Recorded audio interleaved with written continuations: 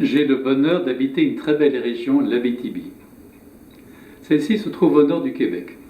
Pour la trouver, vous tracez une ligne nord-sud de 600 km à partir de Montréal et vous aboutissez chez nous.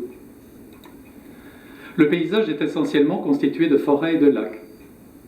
Je désire partager avec vous la beauté de cet environnement et la splendeur de la nature qui s'y déploie. C'est pourquoi je vous laisse découvrir les vidéos de paysages que le drone nous permettra de contempler.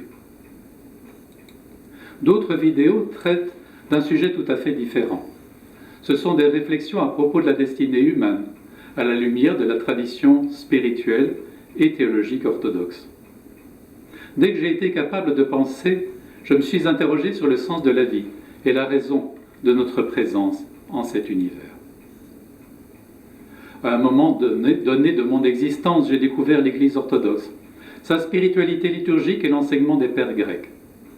Ceux-ci étaient de très grands esprits qui, à partir des premiers siècles du christianisme, ont élaboré une pensée remarquablement profonde pour répondre aux questions fondamentales que l'être humain se pose à chaque génération relativement à sa destinée et au but de son existence.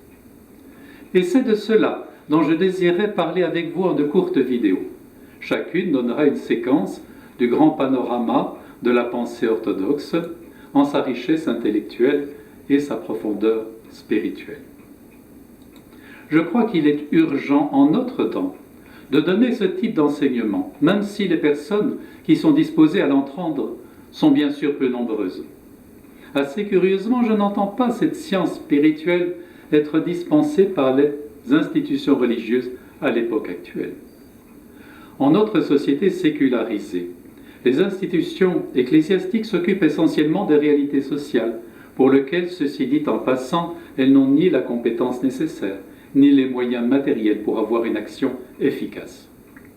D'autres structures religieuses sont immobilisées en un traditionnalisme frileux, à moins qu'elles ne servent d'étendard pour telle ou telle culture ou appartenance ethnique. Le tout présente assez peu d'intérêt pour celui ou celle qui se pose des questions fondamentales relatives à sa destinée sur cette terre. Dès lors, je vous remercie d'avance de l'intérêt que vous pourrez bien porter à ces causeries.